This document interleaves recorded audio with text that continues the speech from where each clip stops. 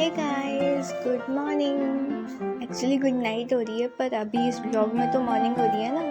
तो ये थर्सडे का ब्लॉग है और मैं ना सुबह 5 बजे उठ गई थी। मतलब मैंने ना अभी डिसाइड कर रखा है कि मैं जल्दी उठूँगी ताकि सारा काम, सारी पढ़ाई सब अच्छे से टाइम पर हो जाए।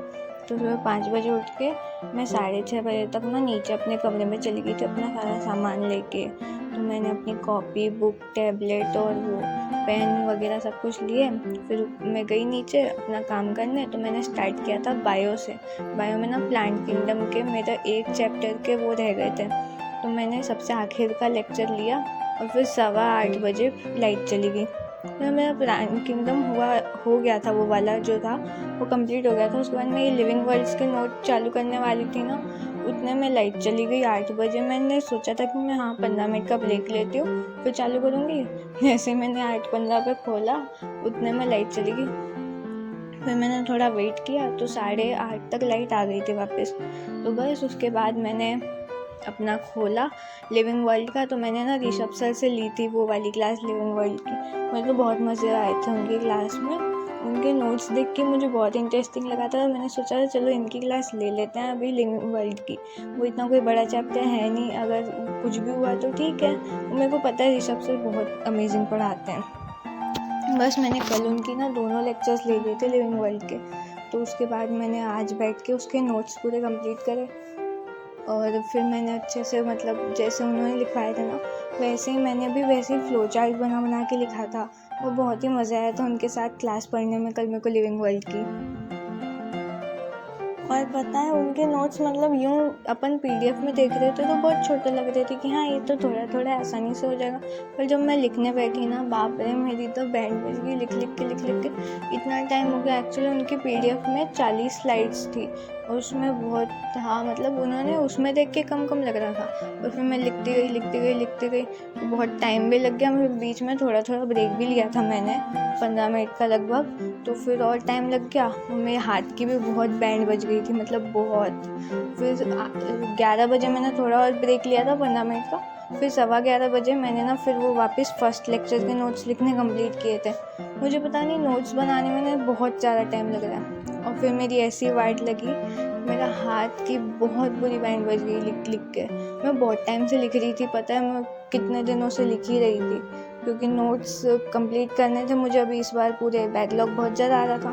तो लिख के मेरा हाथ इतना बुरी हालत में आ गया था ना कि मुझे पट्टा बांधना पड़ गया। मतलब 12 बजे तक तो मेरी बहुत बुरी स्थिति हो गई थी। मैंने बंद किया, अब नहीं लिख सकती मैं। मैंने बंद किया, मैं गई, मैंने उस पर दवाई लगवाई और पट्टा बांधा कि थोड़ा ठीक होए। मतलब बहुत ही बुरी हो गई थी, अजीब सा ही लग रहा था, हाथ में भारी भारी। मुझसे ना एक चम्मच तक नहीं उठाई जा रही थी, इतना अजीब हो गया था मेरा हाथ।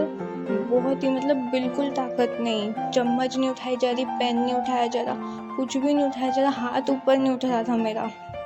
मैंने ना पट्टा बंधवा लिया और फिर बोला अब नहीं लिखना, अब मैं नहीं लिख सकती। तो फिर मैंने ना 12:30 बजे करीब क्लास ले ली।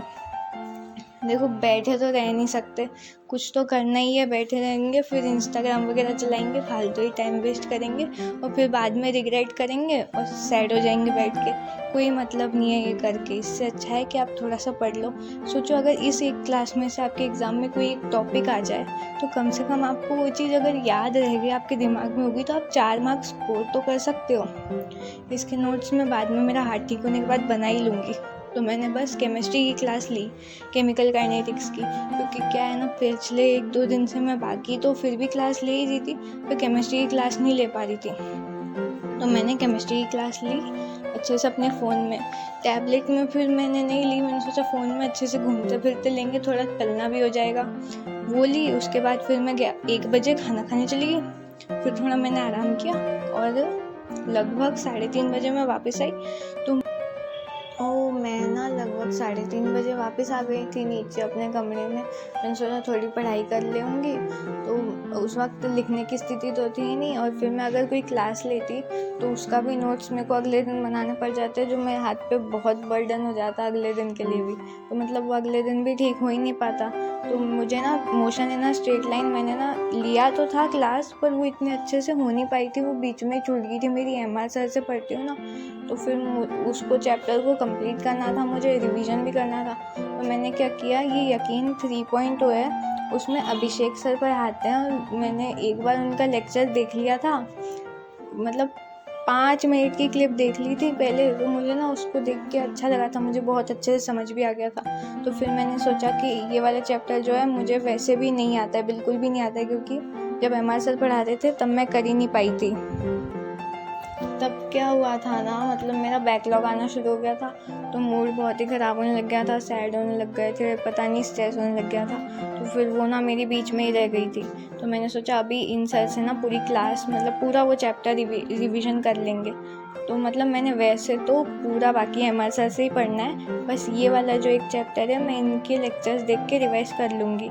और नोट्स मेरे पास बने ही हुए थे, तो नोट्स का कोई वो है नहीं, तो इसलिए मैंने ये वाली खोल ली। और पता नहीं रात को क्या हो गया था, वीडियो बहुत बफर कर रही थी, नेटवर्क की दिक्कत आ रही थी कुछ, तो कोई बात नहीं, वो तो हो जाता है ठीक। मैंने वाईफाई ले रखा था, शायद उस वजह से हो सकता है। बस मैंने इनके ना उस दिन, मतलब थर्सडे को ही 3 लेक्चर्स निपटा दिए थे, स्पीड फास्ट करके थर्सडे को इनके 3 लेक्चर्स निपटा दिए थे। और मुझे ना बहुत ही अमेजिंग तरीके से समझ आया, बहुत मज़ा भी आया पढ़ने में, बहुत अच्छी तरीके से समझ आया मुझे, बहुत ही क्लियरली। तो अच्छा है, मतलब अगर कभी बैकलॉग हो और एम.आर. सर के लेक्चर्स, अब वैसे तो मैं सारे उन्हीं के देखती हूँ, पर इनके भी देख सकते हैं रिवीजन के लिए। तो बस यही था मेरा दिन, और फिर मैं रात को सो गई। Tata bye bye, good night.